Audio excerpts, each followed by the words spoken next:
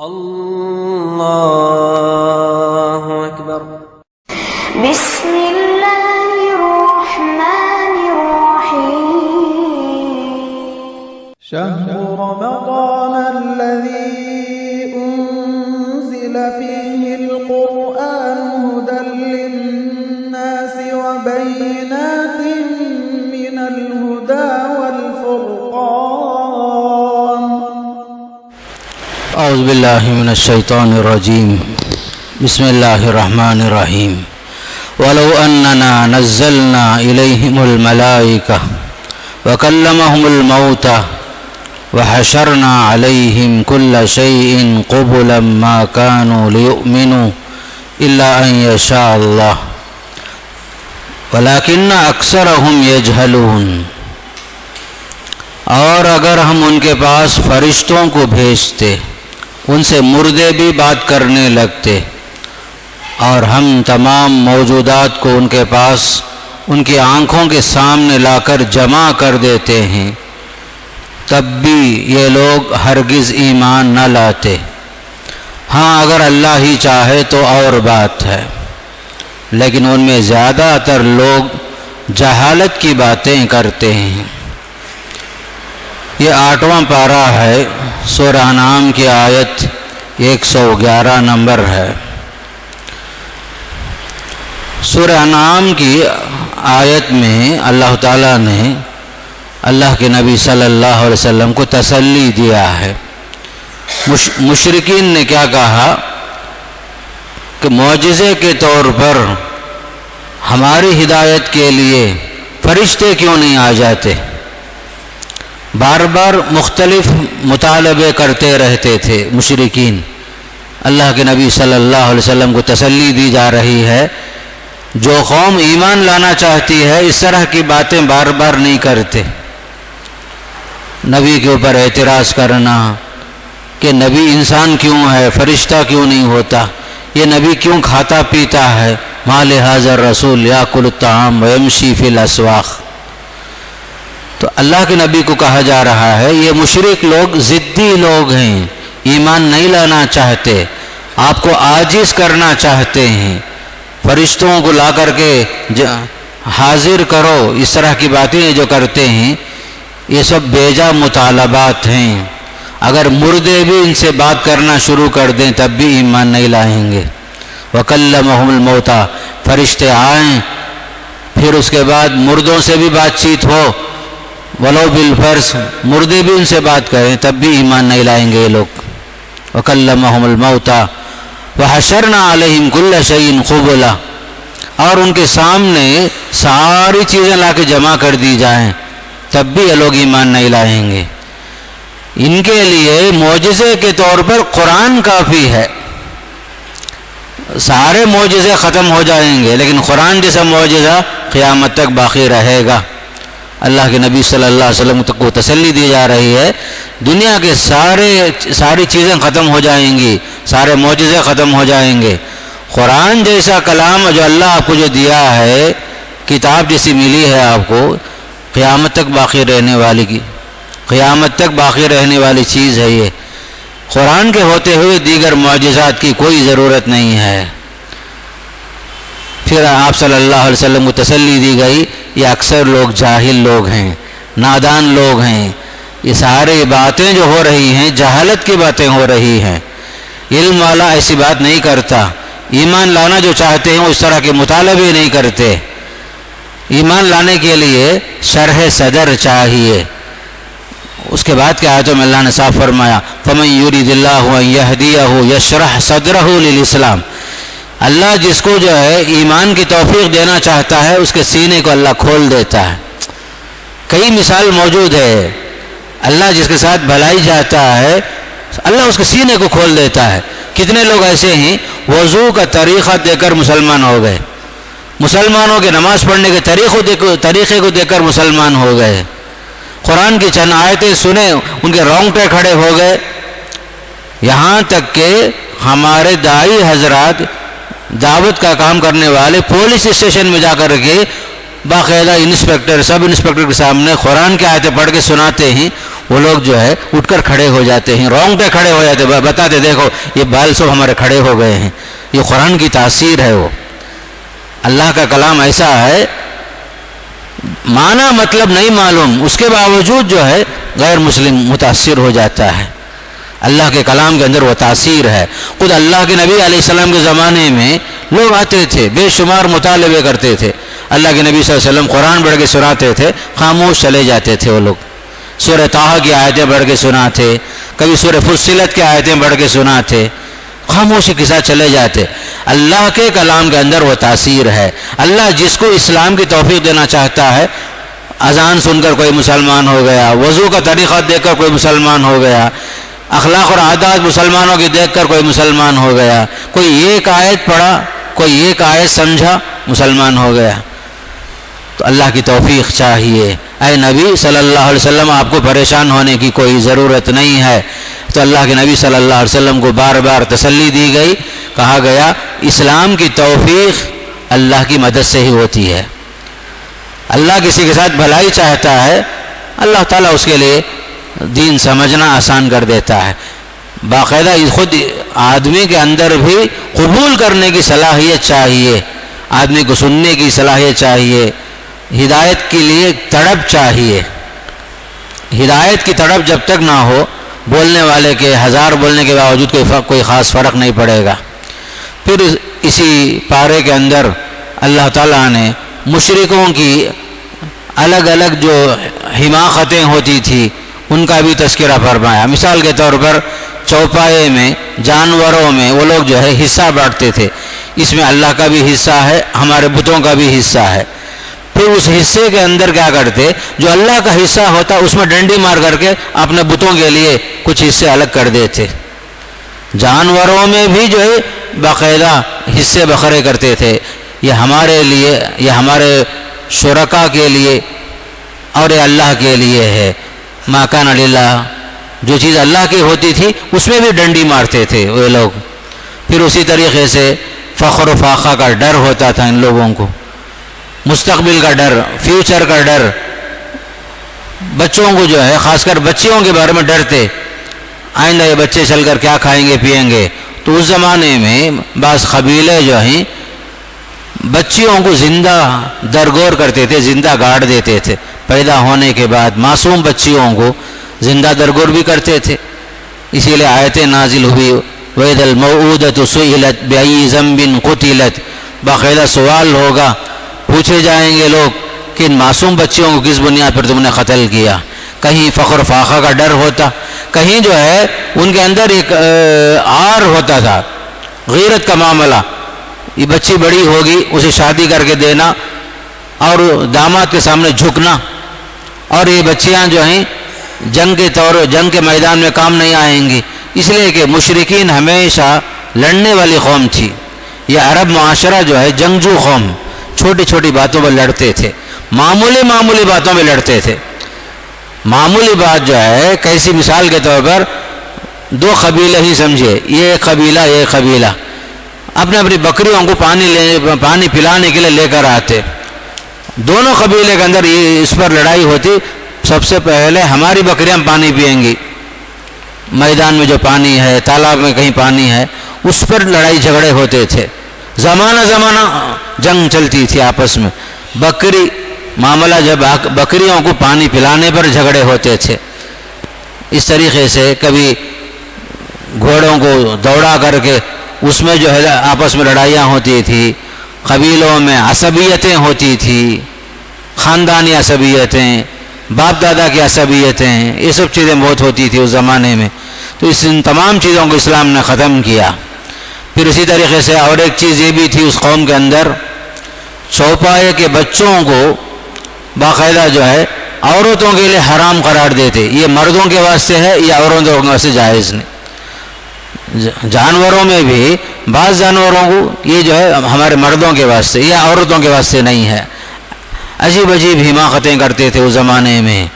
پھر جو ہے اللہ تعالیٰ نے انہی کی مذمت کرتے ہوئے اللہ تعالیٰ نے خصوصی طور پر اللہ کے نبی صلی اللہ علیہ وسلم سے فرمایا، کہہ دو دنیا کے اندر جو بھی چیز ہے انسان کے فائدے کو واسطے اللہ بنایا ہے، ہر چیز انسان کے فائدے کے واسطے ہے، اور انسان کو اللہ کیوں بنایا؟ اس کی بندگی کے لیے بنایا۔ ان بتوں کے سامنے جھکنا، ان کے لیے طواف کرنا، ان کے لیے چکر لگانا، یہ تمام چیزیں غلط ہیں۔ یہ ایک اللہ کی بندگی کرو، یہ ایک خدا کی پرستش کرو، کامیاب ہو جاؤ گے۔ اس طریقے سے بار بار ان لوگوں کو توجہ دلائی گئی کہ توحید کے اندر ہی نجات ہے، توحید سے ہٹ کر نجات کا کوئی راستہ نہیں ہے۔ شرک اس کا انجام جو ہے تباہی ہے۔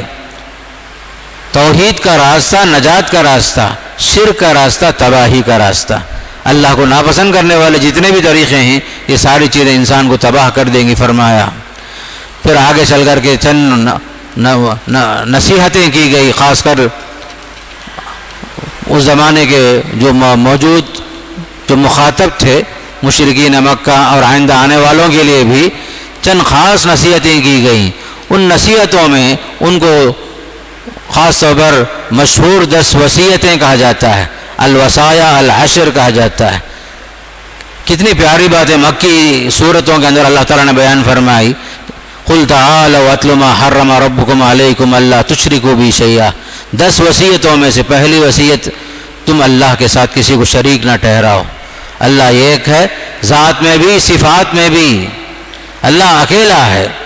اس کی ذات میں، صفات میں، تصرفات میں، کسی چیز میں اللہ کے ساتھ کسی کو شریک نہ ٹھہراؤ۔ یہ مت بولو یہ فرشتے اللہ کی بیٹیاں ہیں۔ فرشتوں کو وہ لوگ اللہ کی بیٹیاں قرار دیتے تھے۔ جو چیز ان کے لیے ناپسندیدہ ہے وہ اللہ کی طرف منسوب کرتے تھے۔ کبھی کہتے حضرت یہود، خاص کر یہودی کہتے تھے عزیر اللہ کے بیٹے ہیں، نصارہ کہتے تھے کرسچن عیسیٰ علیہ السلام اللہ کے بیٹے ہیں، حالانکہ اللہ کے لیے کوئی بیٹا بھی نہیں، نہ بیوی نہ بچے۔ اسی لیے کہا پہلی چیز اللہ تشرکوا بہ شیئا۔ دوسری نصیحت کی گئی وبالوالدین احسانا، ماں باپ کی عزت کرو اور ان کے ساتھ حسن سلوک کرو، ان کی اطاعت، ان کی خدمت تمہارے لیے ہر دور میں جو ہے، مکی دور میں بھی باقاعدہ کہا گیا والدین کے ساتھ اچھا سلوک کرو، ماں باپ کی عزت کرو، ماں باپ کی دعا لو، وبالوالدین احسانا۔ تیسری وصیت ولا تقتلوا اولادکم من املاق، فقر و فاقہ کا ڈر سے بچوں کو مت مارو، بچوں کو قتل نہ کرو، بلکہ اللہ نے صاف فرمایا نحن نرزقکم وایاہم، ان بچوں کو مستقبل میں بھی ہم کھلائیں گے، اب بھی ہم کھلائیں گے۔ بچوں کی روزی کا معاملہ آپ کو پریشان کرنے کی ضرورت نہیں ہے۔ ہر بچہ ماں کے پیٹ سے جو پیدا ہوتا ہے وہیں سے اس کی روزی لکھ دی جاتی ہے۔ ہر بچہ اپنی روزی خود لے کر آتا ہے، آپ کو پریشان ہونے کی ضرورت نہیں۔ جیسے ہماری قوم آج بھی جو ہے برتھ کنٹرول کے نام سے، محض فیوچر پلاننگ کے نام سے، ایک بیٹا ایک بیٹی کافی ہے، فوراً 2 بچے ہوئے فوراً برتھ کنٹرول کر دیں گے بلا ضرورت۔ یہ سب حرام میرے دوست، اللہ ہے کہ ایک عورت کی جان کا خطرہ ہے، اس وقت کوئی معاملہ پیش آ گیا، کوئی آپریشن وغیرہ کا، ورنہ جو ہے برتھ کنٹرول کرنا یہ سب جو ہے زمانے جاہلیت کے پرانے طریقے تھے۔ یہ وہ لوگ پیدا ہونے کے بعد مارتے تھے، آج ہماری قوم کیا کرتی ہے پیدا ہونے سے پہلے ہی برتھ کنٹرول۔ وہ لوگ جو ہیں ان سے بہتر ہو گئے۔ موت اور حیات کا مالک بھی اللہ ہے، روزی کا مالک بھی اللہ ہی ہے۔ ہر بچہ اپنی روزی لے کر آتا ہے، آپ کو پریشان ہونے کی ضرورت نہیں ہے۔ کھلانا پلانے کی ذمہ داری اللہ نے اپنے اوپر لے لیا ہے، اس لیے کہ وہی رزاق وہی ہے۔ پھر اور ایک وصیت یہ کی گئی وَلَا تَقْرَبُوا الْفَوَاحِشَ مَا ظَهَرَ مِنْهَا وَمَا بَطَنَ، بے حیائی کے قریب مت جاؤ، چاہے بے حیائی ظاہر ہو چاہے بے حیائی چھپی ہوئی ہو۔ ہر وہ عادت جو شریعت کی نظر میں غلط ہے، اللہ اس کے رسول کی نظر میں غلط ہے، ان تمام عادتوں کو چھوڑ دو، عادات اور اطوار کو صحیح طور پر اسلامی طریقے پر اپناؤ۔ بے حیائی کے قریب مت جاؤ، زنا کے قریب مت جاؤ، لواطت کے قریب مت جاؤ۔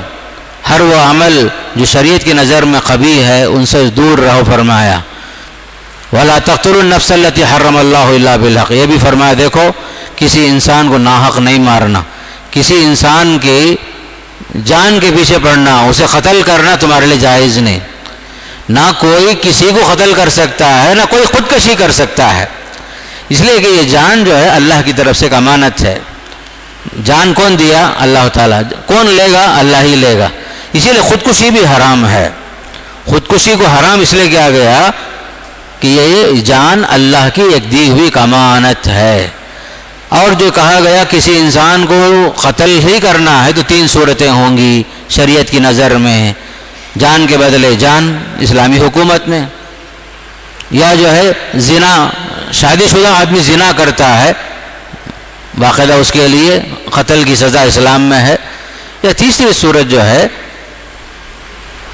کوئی اسلام میں آنے کے بعد مرتد ہو گیا، اسلام میں آنے کے بعد مرتد ہو گیا تب اسے قتل کی اجازت دی گئی. پھر آگے چل کے بیان فرمایا ذالکم وصاکم بہ لعلکم تعقلون ولا تقربوا مال الیتیم. اور ایک وصیت یہ کہ مال یتیم کے قریب مت جانا، مال یتیم کی حفاظت کرو، اسے ضائع نہ کرو. مال یتیم کی حفاظت کرو یہاں تک کہ وہ بچہ بالغ ہو جائے. پھر اور آگے چل کے بیان فرمایا اوفوا الکیل والمیزان بالقسط. ناپ تول انصاف کے ساتھ پورا پورا کرو. لینا ہے تب بھی صحیح لو، دینا ہے تب بھی برابر پورا لو.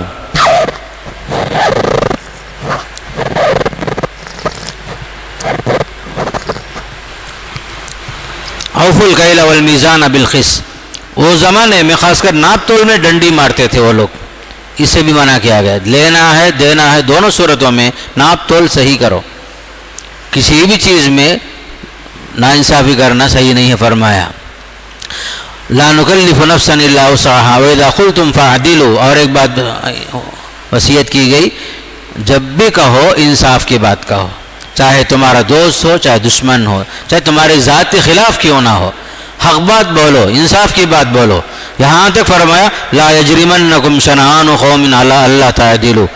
کسی قوم کی دشمنی آپ کو انصاف سے ہٹ کر بات کرنے کی اجازت نہ دے. ظالم قوم ہے، دشمن قوم ہے، اس کے باوجود آپ کو حق بات ہی بولنا ہے، حق سے ہٹ کر کوئی بات نہیں بولنا. عدل و انصاف ہمیشہ باقی رکھو. فرمایا وَلَوْ كَانَ ذَا قُرْبَىٰ. چاہے وہ قریبی رشتہ دار کیوں نہ ہو حق بات بولو. ہمارے واسطے ایک دوسروں کے واسطے ایک ایسے یہ سب چیز نہیں ہونا چاہیے. بیان فرمایا وَبِعَهْدِ اللَّهِ أَوْفُوا. اللہ کے وعدے کو پورا کرو. اللہ کے ساتھ جو وعدے ہم نے کیے، شرک نہیں کریں گے، اس کی شریعت پر عمل کریں گے، رسولوں کی بات سنیں گے، رسولوں کی لائی ہوئی شریعت پر عمل کریں گے، وہ سب باتیں پورا کرو. فرمایا ذالکم وصاکم بہ لعلکم تذکرون. یہ اللہ کی طرف سے وصیت ہے تاکہ تم نصیحت حاصل کر لو. بیان فرمایا پھر آگے چل کر کے ان 10 وصیتوں کے بعد اہل ایمان کو ایک خصوصی نصیحت آخر میں یہ کی گئی کہ ہماری زندگی کا مقصد کیا ہونا چاہیے. فرمایا تمہاری زندگی کا مقصد یہ ہو قل ان صلاتی ونسکی ومحیای ومماتی للہ رب العالمین. ہر مسلمان یہ کہے میری نماز، میری قربانی، میرا جینا مرنا سب اللہ کے واسطے ہے. ہماری زندگی کا مقصد یہ ہو کہ ہماری ساری عبادتیں اللہ کے واسطے، ہماری قربانیاں اللہ کے واسطے، ہر چیز ہماری للہیت کے ساتھ اللہ ہی کے لیے ہونا چاہیے، اس ذات کے لیے جس کا کوئی شریک نہیں ہے.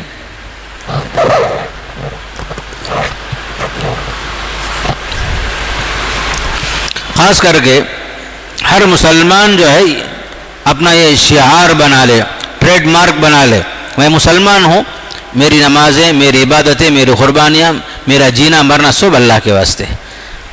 میں جو ہے خلاف شریعت کوئی بات نہیں بولوں گا، میں ہر بات وہی کروں گا جو شریعت کے مطابق ہے.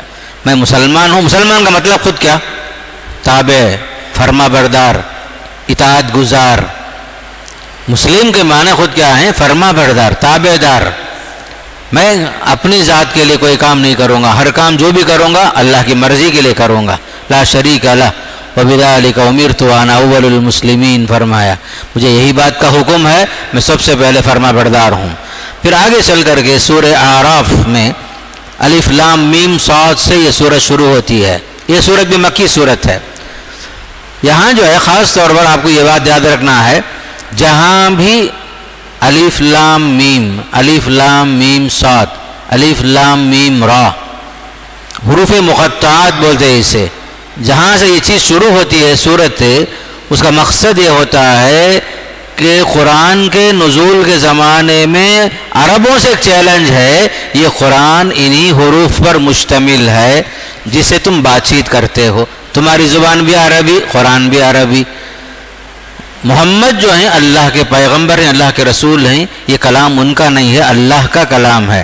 اگر آپ کو شک ہے، اس جیسا قرآن پیش کرو، آپ لوگ ایک سورت پیش کرو، پہلے 10 سورتیں پیش کرو، یا کم سے کم ایک سورت پیش کرو، یا کم سے کم ایک آیت ہی صحیح پیش کرو، بلکہ اور ایک سورت میں مکمل قرآن پیش کرو، وہ بھی نہیں ہوتا 10 سورتیں پیش کرو، کم سے کم ایک سورت اس جیسے قرآن کی ایک سورت پیش کر کے بتاؤ جو تمہاری زبان ہے۔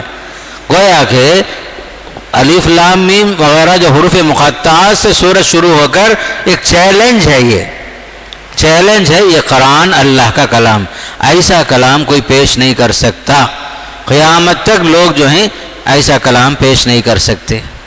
پھر آگے چل کے اللہ تعالیٰ نے سورت کے اندر حضرت انسان اور اس کا جو ازلی دشمن ہے شیطان ابلیس، ان دونوں کے درمیان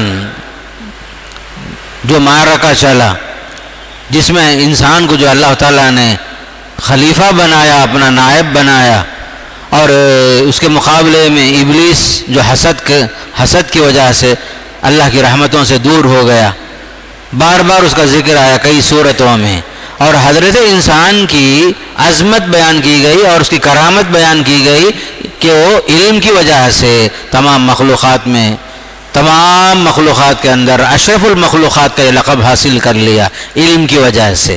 وَعَلَّمَ آدَمَ الْأَسْمَاءَ كُلَّهَا قَالَ سُبْحَانَكَ لَا عِلْمَ لَنَا إِلَّا مَا عَلَّمْتَنَا۔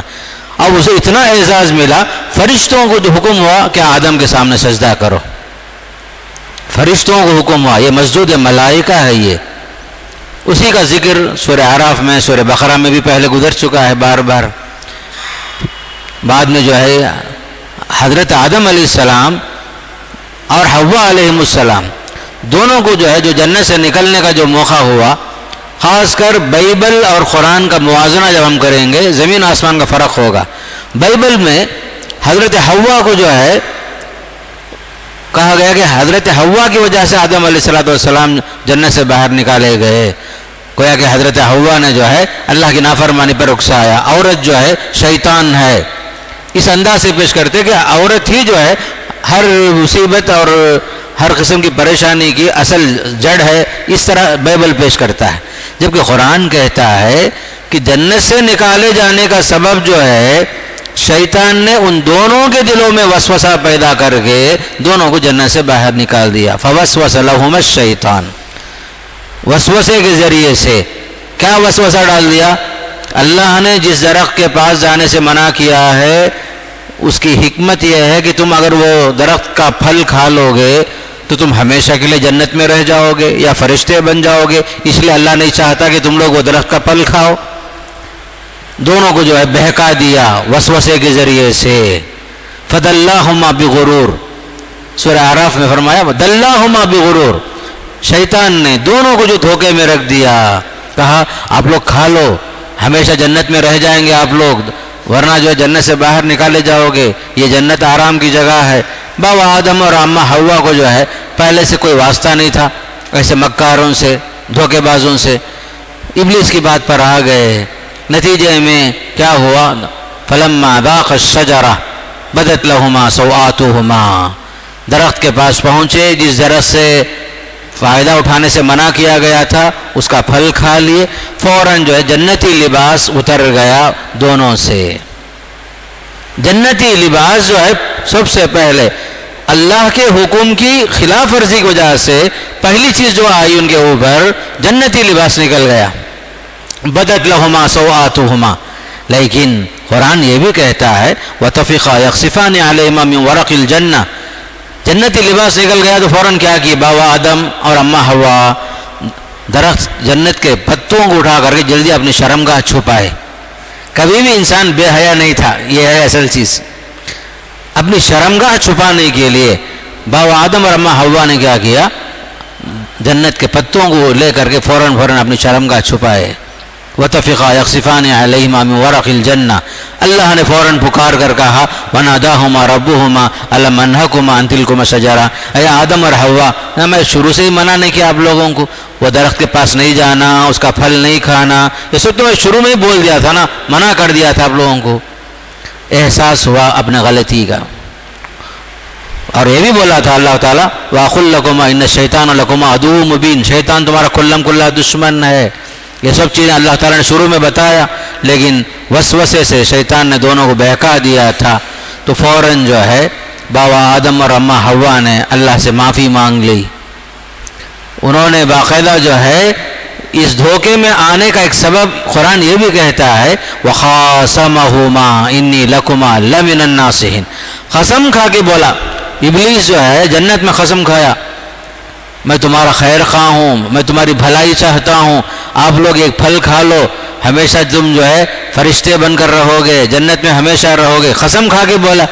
اب جو قسم کھایا تو کون جو ہے، ایک آدمی قسم کھا کر قسم کی باتیں سننے کے بعد جو ہے دھوکے میں کیسے نہیں آتا؟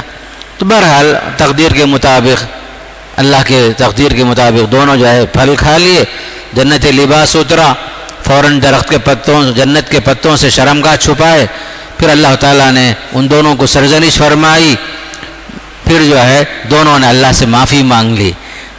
حضرت انسان کی خصوصیت یہ ہے، اصل چیز یہی، غلطی ہو جائے تو غلطی پر اصرار نہیں کرتا انسان۔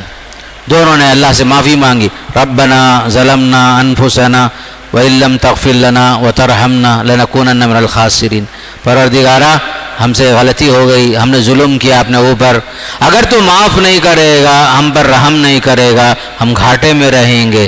دونوں نے مل کر اللہ سے معافی مانگ لی، اللہ نے ان کی توبہ قبول کر لی، اللہ نے ان کی غلطی کو معاف کر دیا، ان کی توبہ قبول کر لیا۔ ثم اجتباہ ربہ فتاب علیہ وہدہ، سورہ طٰہٰ میں فرمایا اللہ نے غلطی معاف کر کے بابا آدم کو چن لیا بحیثیت نبی بنا کر کے اللہ تعالیٰ نے زمین والوں کے پاس اتار دیا، توبہ قبول کر لیا، ہدایت سے نواز دیا۔ پھر یہ بھی فرمایا جاؤ تم لوگ دنیا میں، لیکن یاد رکھو تمہارے قدم قدم میں یہ ابلیس تمہارا دشمن بن کر رہے گا، یاد رکھ لو آپ لوگ۔ بعضکم لبعض عدو ولکم فی الارض مستقر ومتاع الی حین، تمہارے لیے زمین میں رہنے کی جگہ ہے، نفع حاصل کرنا ہے ایک وقت تک کے لیے۔ بہرحال یہاں تک یہ واقعہ آیا۔ پھر اس کے بعد آدم علیہ السلام اور ان کی اولاد کو خصوصی طور پر یا بنی آدم بول کر کے اللہ تعالیٰ نے چند احکامات بھی دیے۔ اس میں سے پہلا حکم یہ آیا، 4 احکامات آئے، یا بنی آدم قد انزلنا علیکم لباسا، اے آدم کے اولاد ہم نے تمہارے لیے لباس اتار دیا ہے تاکہ تم لوگ اپنی شرمگاہ کو چھپا سکو، یواری سوآتکم وریشا، شرمگاہ چھپاؤ اور زیب و زینت کا ذریعہ ہے۔ لباس کا مقصد 2 چیزیں بیان فرمائیں، ایک شرمگاہ چھپانا، دوسرا جو ہے زیب و زینت۔ لباس کا مقصد 2 ہی ہے، ایک جو ہے شرمگاہ چھپانا اور جو ہے تمہارے لیے زیب و زینت کا ذریعہ ہے۔ فرمایا وَلِبَاسُ التَّقْوَىٰ ذَلِكَ خَيْرٌ، لباس تقویٰ جو ہے، تقوی کا لباس بہتر ہے فرمایا، یعنی خشیت الہی، وہ لباس جو متقین قیامت والے دن پہنیں گے۔ بعض لوگوں نے وہ معنی لیا، بعض کے نزدیک ایمان ہے، لباس التقویٰ سے مراد ایمان ہے، بعض علماء نے لکھا عمل صالح، اللہ کا ڈر، تقوی الہی، یہ معنی ہے۔ تو پہلی چیز کہا گیا کہ لباس اس کا اہتمام کرو، یہ لباس تمہارے لیے زیب و زینت کا ذریعہ بنے اور خوبصورتی کا ذریعہ بنے۔ تو ہم لوگ جو ہے خاص کر مردوں اور عورتوں کے لیے کہا گیا حدیث میں کہ جو ہے شرمگاہ کو چھپانا چاہیے، عیب ظاہر نہ ہو۔ خاص کر مردوں کے لیے پسندیدہ لباس جو اللہ کے نبی نے فرمایا سفید کپڑا، مردوں کے لیے بھی اور مردوں کے لیے بھی اور احرام کے لیے بھی سفید کپڑا اللہ کے نبی نے پسند فرمایا۔ تمہارے لباس میں بہترین لباس جو اللہ کے نبی نے پسند کیا سفید لباس۔ میں ایک چیز کا آپ لوگوں کو اشارہ کرتا ہوں، خاص کر کے بعد میں ایک آیت آ رہی ہے، عبادت کے وقت میں اچھے لباس پہن کر زیب و زینت اختیار کر کے مسجدوں کو آنے کا حکم آیا، یا بنی آدم خذوا زینتکم عند کل مسجد، نماز کو آتے ہوئے اچھے سے اچھا لباس، بہتر سے بہتر لباس پہن کر آؤ. ایسا لباس نہ ہو جس کی وجہ سے آپ کے پیچھے جو مصلی ہے اس کی نماز میں خلل پڑے. میں جو ہے ایسا لباس پہن کر آیا، میرے پیٹھ کے پیچھے باقاعدہ کوئی عبارت لکھی ہوئی ہے، مثال کے طور پر آئی لو انڈیا، میں انڈیا سے محبت کرتا ہوں. ٹھیک ہے، مسجد میں آپ پہن کر آئے، پیچھے مصلی سورہ فاتحہ پڑھے گا یا وہ آپ کی وہ عبارت پڑھے گا، التفات ہوتا ہے. یا جو ہے کوئی تصویر ہے یا کوئی درخت ہے، کوئی جو ہے کوئی بھی چیز، یا فٹ بال کھلاڑیوں کے نقشے ہی، کوئی فٹ بال ہے، اس طرح کے سارے وہ لباس، خاص کر کے نماز کو آتے ہوئے مرد حضرات اس کا لحاظ رکھیں. آپ کی وجہ سے آپ کے بھائی کی نماز متاثر نہ ہو. بیچارہ آیا ہے نماز پڑھنے واسطے، پورے خشوع خضوع کے ساتھ ادب سے کھڑا ہے، اللہ اکبر، سامنے دیکھے تو باقاعدہ جو ہے ایسے حضرات ہیں، ان کے لباس میں پیچھے جو ہے عجیب عجیب شکلیں، تصویریں، مناظر، یہ سب چیزیں ہیں. اس سے کیا ہے، پیچھے والے کی نماز متاثر ہوئی. آپ کی نماز صحیح ہو جا سکتی لیکن بعد میں پیچھے والوں کی نماز متاثر ہوتی. اس لیے سیدھا سادہ لباس پہن کر آؤ. خاص کر کے اسی طرح ہمارے عورتوں سے میں کہتا ہوں، یہ جو برقعے جو آ گئے آج کے زمانے میں، عجیب عجیب برقعے، فیشن، عجیب نقش و نگار، نماز کے ساتھ کھڑے ہیں، پیچھے والی اس کے جو ہے جو چمک دمک ہے وہی دیکھتے کھڑی رہے گی نماز میں، اس کی نماز جو ہے یہاں سے وہاں تک فاسد ہو جاتی. پورا دماغ جو ہے یہ کون سا فیشن، یہ کون سا کپڑا، یہ وہ. نماز کے اندر آنے والے سارے لباس سیدھے سادے پہن کر آئیں. آپ کی وجہ سے ایک مصلی کی نماز برباد نہ ہو، آپ کی وجہ سے کسی کی نماز خراب نہ ہو، اس کے ثواب میں کمی نہ آئے، اس کا خاص خیال رکھیے. پھر اس کے بعد اللہ تعالیٰ نے یہ بھی فرمایا، یا بنی آدم، دوسرا حکم آیا، لا یفتننکم الشیطان، یاد رکھو شیطان تمہیں کبھی فتنے میں نہ ڈالے. ہمیشہ کوشش کرے گا شیطان کسی نہ کسی شکل میں فتنہ. نماز میں کھڑے ہیں وہاں بھی فتنہ، نماز سے باہر بازار میں گئے کہیں بھی جائے، قدم قدم پر شیطان تمہیں آزمائے گا اور فتنے میں ڈالنے کی کوشش کرے گا. تم لوگ ہوشیار رہنا، یہ بھی بیان فرما دیا. تیسرا حکم جسے آیا، خذوا زینتکم عند کل مسجد، یا بنی آدم، اے آدم کی اولاد، اپنے زیب و زینت کا اچھے لباس پہن کر آؤ، سر کے بال نہیں کنگھی کر کے آؤ، ادب کے ساتھ آؤ. اگرچہ کہ ٹوپی جو ہے نماز کا کوئی حصہ نہیں ہے، میں اوپن بات بول رہا ہوں، ٹوپی جو ہے نماز کا حصہ نہیں، نماز کے شرائط میں سے بھی نہیں، ارکان میں سے بھی نہیں، لیکن ہمارے معاشرے کی ایک چیز، ادب کا تقاضا. ہمارے معاشرے میں جو رواج ہے ٹوپی پہننے کا، اس کا لحاظ کر کے مسجدوں میں آتے ہیں تو باقاعدہ جو اس کا اہتمام کرو. اس میں افراط اور تفریط، بعض لوگ کیا ہے ہر حال میں ٹوپی پہننا، باقاعدہ ضد کرتے ہیں. کوئی اگر ننگا سر کھڑا رہا بولو تو پیچھے سے ٹوپی لا کے اس کے سر پہ ٹھوک دیتا کوئی آدمی، یہ بھی غلط. اور یہ جو نمازی ہے خاموش بھی نہیں کھڑا رہتا، وہ ٹوپی سر پہ کوئی لا کے ڈال دیا بولو فوراً نماز میں اٹھا کے پھینکتا نیچے. اب یہی انہیں ایک ٹوپی پہنا تھا، یہ ٹوپی اٹھا کے نیچے پھینکتا، تماشے میں ہی نماز ختم ہو جاتی. افراط اور تفریط سے بچو. ادب ہے جس معاشرے میں جہاں جو ہے ایک رواج ہے ٹوپی پہننے کا، اس کا لحاظ رکھو. کوئی اس کے بغیر نماز پڑھتا ہے تو نماز ہو جائے گی، آپ کو خامخواہ لا کر کے پیچھے سے ٹوکرا لا کر اس کے سر پہ رکھنے کی کوئی ضرورت نہیں ہے. پڑھتا ہے ٹھیک ہے، لحاظ رکھتا ہے ٹھیک ہے، جہاں رواج نہیں ہے چھوڑ دیجئے، کوئی بات نہیں ہے، لیکن نماز کا حصہ نہیں ہے. یہ بول رہا ہوں ٹوپی جو ہے نماز کا حصہ نہیں ہے، آداب میں سے، معاشرے کے رواج میں سے، ادب کے تقاضوں میں سے. خود اللہ کے نبی صلی اللہ علیہ وسلم وہاں کے عرب کے عادات اور اطوار کے حساب سے کبھی امامہ بھی پہنے ہیں، ٹوپی بھی پہنے ہیں، لیکن کبھی اللہ کے نبی صلی اللہ علیہ وسلم ننگے سر نماز پڑھے نہیں ہے. لیکن عمرے کی حالت میں آپ کا سر ننگا رہا، حج کی حالت میں آپ کا سر ننگا رہا. آپ کو جو ہے اللہ کے نبی کی ہر چیز پسند ہے تو آپ بھی جو ٹوپی پہن کر نماز پڑھو اچھی چیز ہے، لیکن نماز کے شرائط میں سے نہیں ہے، یہ یاد رکھ لیجئے. پھر آگے چل کر کے اور ایک حکم آیا، یا بنی آدم اما یاتینکم رسول منکم یقصون علیکم آیاتی. چوتھا خطاب جو ہوا آدم کی اولاد سے کہ تمہارے پاس تم میں سے رسول جب آئیں گے تم پر ہماری آیتیں پڑھ پڑھ کے سنائیں گے. جو تقوی کی زندگی اپنا لے گا، اپنی اصلاح کر لے گا، فلا خوف علیہم ولا هم یحزنون. رسول کی بات کو چل کر جو زندگی گزار لے گا نہ اس کے لیے دنیا میں خوف ہوگا، نہ آخرت میں کوئی رنج کی کوئی بات ہوگی۔ یعنی اللہ اس کے رسول کی بات کو مان لو، اتباع کرو رسولوں کی باتوں کو مانو، تمہاری زندگی خوف سے خالی ہوگی، آخرت میں تم رنجیدہ نہیں ہوگے، بیان فرمایا۔ پھر اسی طریقے سے اللہ کے نبی صلی اللہ علیہ وسلم باقاعدہ جو ہے لباسوں کے بارے میں فرماتے تھے، خاص کر عورتوں کے بارے میں کہتے تھے ایک زمانہ ایسا آئے گا عورتیں لباس تو پہنیں گی لیکن پہننے کے باوجود ننگی ہوں گی، فرمایا رب کاسیات عاریات یوم، لباس جو ہے اتنا پتلا پہننا جس سے جسم ظاہر ہو جائے، سطر محفوظ نہ ہو، ایسے لباس پہننے سے بچنا چاہیے۔ میں اور ایک بات بولتا ہوں، خاص کر ہمارے بچیوں کو بچپن میں بھی جو ہے آج کل فیشن کے نام سے ایسا لباس پہنانا شروع کر دیے، دونوں منڈا خالی، منڈا جو ہے نظر آ رہا ہے، دونوں طرف کے منڈے۔ اب بچیوں کو شروع سے ہی جو ہے مکمل ساتر لباس پہنانا ہے۔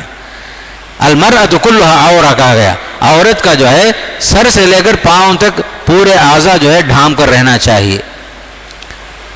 برقع بھی پہنے ہی بغیر کسی نقش و نگار کے، معلوم بھی نہ ہو کہ کون جاتی ہے کون آتی ہے۔ اسی لیے حدیث میں آتا ہے مسجد کو بھی آ رہے عورتیں خوشبو کے بغیر آنا چاہیے، خوشبو کے ساتھ آتی ہیں تو فرمایا وہ زانیات ہیں، فرمایا باہر نکلنے والی عورت کے پیچھے شیطان لگ جاتا ہے، بغیر کسی خوشبو کے، بغیر کسی جو ہے عطر وغیرہ استعمال، عورت جو ہے گھر سے باہر آتے ہوئے سب چیزوں کا استعمال نہیں کرے گی۔ مسجد کو آتے ہیں ضرور آئیے پھولوں کے بغیر، خوشبو کے استعمال کے بغیر، بالکل سادگی کے ساتھ آنے کا حکم دیا اللہ کے نبی صلی اللہ علیہ وسلم نے۔ پھر اللہ تعالیٰ نے اسی پارے کے اندر اسی صورت میں جنتی اور جہنمیوں کا مکالمہ نقل فرمایا ہے، باقاعدہ جنتی اور جہنمی آپس میں بات چیت کر رہے ہیں، باقاعدہ جنتی پوچھتے ہیں وَنَادَى أَصْحَابُ الْجَنَّةِ أَصْحَابَ النَّارِ أَنْ قَدْ وَجَدْنَا مَا وَعَدَنَا رَبُّنَا حَقًّا فَهَلْ وَجَدْتُم مَّا وَعَدَ رَبُّكُمْ حَقًّا۔ جنتی پوچھیں گے، جہنمیوں سے سوال ہوگا، باقاعدہ ملاقات ہوگی وہاں، ہم نے اپنے رب کے وعدے کو پورا پایا، کیا تم نے جو ہے رب کے وعدے کے اندر کچھ وعدے خلافی کچھ تم نے کچھ دیکھا؟ فَهَلْ وَجَدْتُم مَّا وَعَدَ رَبُّكُمْ حَقًّا قَالُوا نَعَمْ، جہنمی بولیں گے ہاں ہم نے اللہ کے وعدے کو پورا پایا۔ باقاعدہ جو ہے جنتی وہاں بھی سوالات کریں گے، جہنمیوں سے پوچھیں گے کیا تم نے جو ہے اللہ کے وعدے کو پورا تم نے پایا یا نہیں پایا؟ باقاعدہ جو ہے جہنمی جنتیوں کو دیکھ کر پیاس اور تکلیف کی وجہ سے پانی مانگیں گے، وَنَادَى أَصْحَابُ النَّارِ أَصْحَابَ الْجَنَّةِ أَنْ أَفِيضُوا عَلَيْنَا مِنَ الْمَاءِ، پیاس کی شدت سے جہنمی جو ہے باقاعدہ جو جنتیوں سے بولیں گے بھائی ذرا پانی پلاؤ، اللہ کے واسطے پانی پلاؤ، أَنْ أَفِيضُوا عَلَيْنَا مِنَ الْمَاءِ او مما رزقکم اللہ، جو اللہ آپ کو دیا ہے نا ذرا دو ہم لوگوں کو۔ جنتی کیا جواب دیں گے معلوم ہے؟ قالوا ان اللہ حرمہما علی الکافرین، اللہ جو ہے کافروں پر سب حرام کر دیا ہے، یہ پاکیزہ چیزیں آپ کو نہیں مل سکتی۔ جہنمیوں کو کچھ ملے گا بھی تو کیا ملے گا؟ گرم گرم پانی ملے گا۔ وسقوا ماء حمیما فقطع امعاءہم، گرم گرم پانی پلائے جائیں گے، ایسا پانی گرم گرم اٹھتا ہوا پینے کے بعد انتڑیاں کٹ جائیں گے، انتڑیاں کٹ جائیں گے، فقطع امعاءہم، تڑپتے رہیں گے، روشنی نہیں ہوگی، اندھیرے میں رہیں گے، اندھیرے میں رہیں گے۔ اہل ایمان جو ہے، اہل تقوی، اہل جنت روشنی میں رہیں گے اور اہل جہنم اندھیرے میں رہیں گے۔ ان کو دیکھ کر کے وہ لوگ بولیں گے ذرا روشنی ہم لوگوں کو بھی ذرا دے دو بھائی۔ بلکہ حدیث میں آتا ہے نا، اللہ کے نبی علیہ السلام نے فرمایا قیامت کے دن اللہ کے رسول کی امت کیسے پہچانی جائے گی؟ وضو کی نشانیوں سے، وضو کی نشانیاں قیامت کے دن چمک رہے ہوں گے۔ ان امتی یاتون یوم القیامہ غرا محجلین، اعضائے وضو جو ہے چمک رہے ہوں گے، فرمایا اللہ کے نبی علیہ السلام نے۔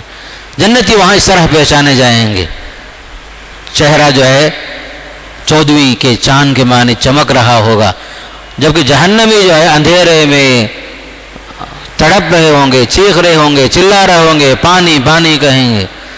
بلکہ جو جہنم کا جو داروغہ ہے اس سے بولیں گے ونادو یا مالک لیقضی علینا ربک، اے چوکیدار ذرا اللہ سے بول کر ذرا ہمارے واسطے سفارش کر، ونادو یا مالک لیقضی علینا ربک یخفف عنا یوما من العذاب، ذرا ایک دن کا عذاب ہمارے سے رقم کرا دو بھائی، ایک دن کا عذاب۔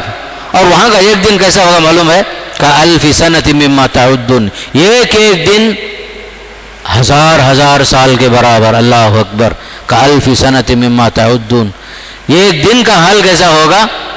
50,000 سنہ، اور ایک آیت میں فرمایا 50,000 سال کے برابر۔ اس لیے میرے دوستو یہ دن جو اللہ ہم کو دیا ہے غنیمت جانو، تقوی کی زندگی اپنا لو، اپنے اندر اللہ کا ڈر پیدا کرو۔ جہنمیوں کے مناظر جو قرآن جو پیش کر رہا ہے کس کے واسطے؟ عبرت حاصل کرنے کے واسطے ہے، اپنے آپ کو اپنے بچوں کو جہنم سے بچانے کے لیے جو ہے ایک بہترین موقع ملا ہے ہم لوگوں کو۔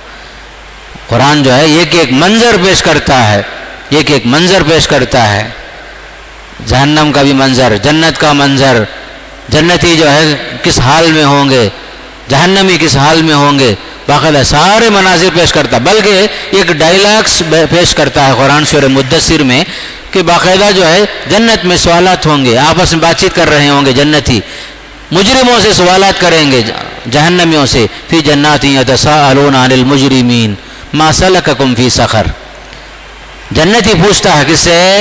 جہنمی سے، تو ہمارے ساتھ رہتا تھا نا بھائی، اٹھتا بیٹھتا ہمارے ساتھ رہتا تھا، سب کچھ ہے، آخر تو کیسے یہاں پہنچ گیا تو جہنم میں ہے؟ پہلا جواب جو ملتا ہے جہنمی اپنی زبان سے بولتا ہے لم نکو من المصلین، آج ہمارا جو یہ حال ہے بے نمازی ہونا یہ سب سے بڑا سبب، بے نمازی تھے ہم لوگ، دیکھتے تھے لوگ آتے تھے جاتے تھے نمازاں پڑھتے تھے، نمازیوں کا مذاق اڑاتے تھے، مسجدیں خالی رہتی تھی، پہلی چیز ہم بے نمازی تھے، اسی کا سبب آج ہم یہاں ہی بولیں گے، خود جہنمی بولے گا، جنتی سوال کرے گا،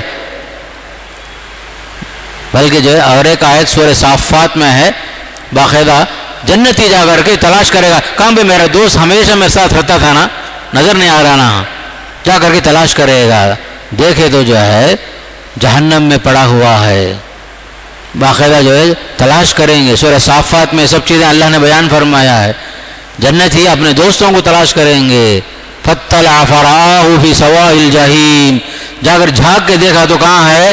جہنم کے بیچ میں پڑا ہوا ہے، فَاطَّلَعَ فَرَآهُ فِي سَوَاءِ الْجَحِيمِ قَالُوا تَاللَّهِ إِن كِدتَّ لَتُرْدِينِ وَلَوْلَا نِعْمَةُ رَبِّي لَكُنْتُ مِنَ الْمُحْضَرِينَ، اللہ کی نعمت میرے ساتھ نہیں ہوتی تو میں بھی تیرے ساتھ ہوتا، بول کر وہاں اللہ کا شکر ادا کرے گا جنتی، میرا دوست ہمیشہ ساتھ دنیا میں تھا لیکن بے عمل تھا، بد عمل تھا، نتیجہ دیکھو جہنم میں پڑا ہے، بیچ میں پڑا ہے، اللہ مجھے بچا لیا بھائی، اللہ بچا لیا مجھے، بول کر شکر ادا کرے گا، اللہ کی نعمت کو یاد کرے گا۔ میرے دوستوں خاص کر یہ جنت اور جہنم برحق ہے، ایمان والوں کے لیے، اہل تقوی کے لیے جنت اپنی جگہ پر، اور جو اہل فسق و فجور ہیں، اہل شرک ہیں، اہل کفر ہیں، ان کے لیے جہنم برحق ہے۔ بہرحال ان آیتوں میں ہمارے لیے عبرت کا سامان اللہ نے بیان فرما دیا ہے۔ اللہ سے ہم دعا کرتے ہیں اللہ تعالی ہم سب کو قرآن کی نصیحتوں پر عمل کرنے کے اللہ توفیق نصیب فرمائے، اللہ جنت والے عمل کرنے کے اللہ ہمیں توفیق نصیب فرمائے۔ السلام علیکم ورحمۃ اللہ وبرکاتہ۔